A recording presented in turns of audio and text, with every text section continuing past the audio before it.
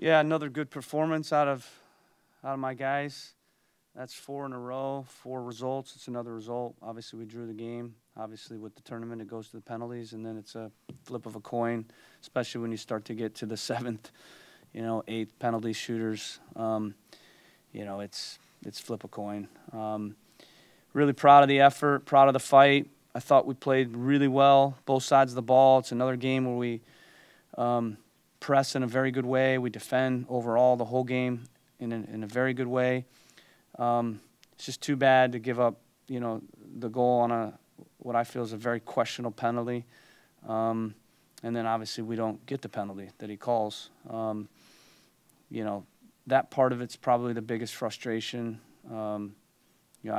Everybody in our locker room is beside themselves. We gave everything. Honestly, real proud of the guys. It's just too bad. I thought the official run the game today. Frank DeLappa, Boston Globe. Caleb, can you talk about that penalty, what you guys saw that you didn't get, and talk about Bobby Wood's performance as well? It's shocking. What's the point in having an official if the guy in the booth, just calling all the calls now? He doesn't call the penalty in the first one, and then the guy in the booth overturns it. And then on the second one, he calls the penalty, and then the guy in the booth overturns it. And both of them are very soft. So if you give one soft one, then give the other one. But how do you give one and not the other? And he called the second one. It's a joke. It's a joke. So listen, this tournament was fun for our guys. I thought you saw our guys gave everything. A lot of guys out. I couldn't be more proud. Just it's another game. We're playing a really good team, and I thought we fought them tooth and nail the entire match. And I can't ask for anything more out of my guys. I just feel like they got the short end of the stick tonight. Seth Makem with the Blazing Musket. Can you talk about the goal tonight and the goal on Tuesday? They're both really nice goals, positional play that's happening. You talk a little bit about developing that system and then integrating some guys that are going to come into that system. Yeah, it's just great to see, a lot of young guys out there, a lot of homegrowns playing. That was really, really good for their development. And they're executing, and they're working so hard. Honestly, they gave those 11 guys and the subs gave everything they had today, and we were very effective. We pressed extremely well, goal kicks, mid block. We didn't give them many chances. They had a few shots from distance. Really pleased with that. Really pleased that we've got these young players playing really well and executing. Thought Jack had another really good game. Peyton Miller, another really good game. And some of these senior guys too. Bobby Wood. He's really going to help us down the stretch. If there's, kind of a silver lining in this, we have. It's hard to think about that now, but we have a little more time now to reset and work on some things before the last 11 games. And I like our chances to get in the playoffs if we keep fighting and playing the way that we've been playing. Hayden Bird, Boston.com. It seemed like you play on short rest, and obviously you're missing a bunch of guys. Did that kind of affect some of the tactics tonight in terms of the press? It seemed like you guys weren't maybe able to do that as much as you normally would like to. I don't know. I think I disagree with that, Hayden. Honestly, I think we pressed really well. I thought we executed extremely well. The goal kicks. I don't think there were many times they broke our press on goal kicks. And the mid block. The mid block is always patient. And I don't know what you want it to look like. For me, what I wanted to look like was exactly the way it looked. You don't want guys running around like chickens with their heads cut off. You want them to be in that mid-block, very compact, and we press on triggers.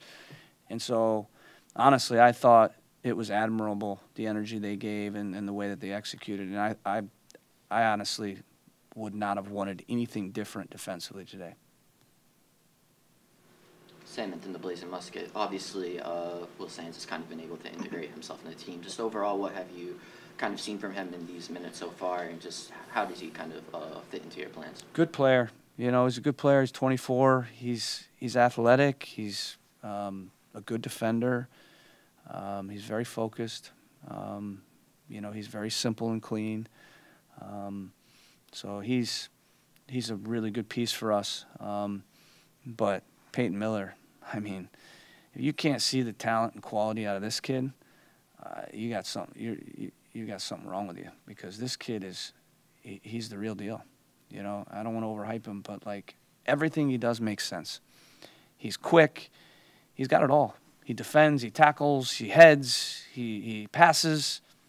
The one thing is he's got to play 90. You know, he gets a little winded. You know, but today I think he could have gotten through it. It's just we don't want to risk an injury, you know, with anybody actually. And we got Will, right? So, you know, putting Will in for the last 10 minutes made sense. So, you know, again, we feel, you know, I don't know anybody else thinks, but we feel as a coaching staff and a front office and as a club that we're covered really well right now at left back. I'm not sure if you're able to say anything, but it looks like you guys are going to be set to make a addition with the midfield position. I don't know if you're able to say anything about that or any other moves that might happen in the next few days before the window closes. I wish I could, but I can't. But yeah, it's exciting. You know, we're going to have a couple really, well, we've added a few pieces that, you know, every piece we add, brick by brick, we're going to build this wall, and it's going to be a strong wall, and, you know, you'll see every brick is going to be a quality player.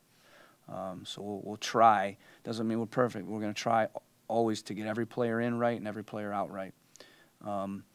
Players out are tough for me. You know, that hurts. I don't sleep when I have to get rid of a player, but I also, you know, I understand you have to make tough decisions to grow this club, and it's exciting. You know, this last 11 games, once we put it all together, we get everybody healthy, we get these new pieces in, we're going to have a proper team, and we're going to give it a run, and I like our chances. We will now switch over to questions on Zoom, beginning with Anthony Merced. Hello, Coach. Anthony Merced with AJM Sports.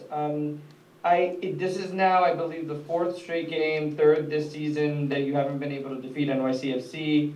What are they doing that's frustrating you tactically, where you just can't get that goal to win the game? I think we've frustrated them as much as they frustrated us today, honestly. I mean, that's a very talented team.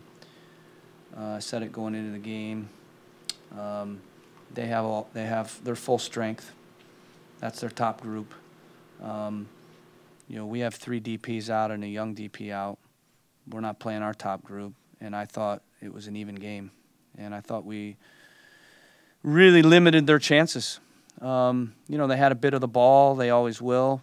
But, again, you know, my eye of the game based on what we wanted to do, I thought we did it. And the only goal they score is off a penalty that I thought was really soft. It was an accident. I don't think it should have been a penalty. That's no disrespect to New York City. I think they're a great team with really good players, and Nick's a good coach, and they have a good staff. But I didn't think they did anything that really scared us today.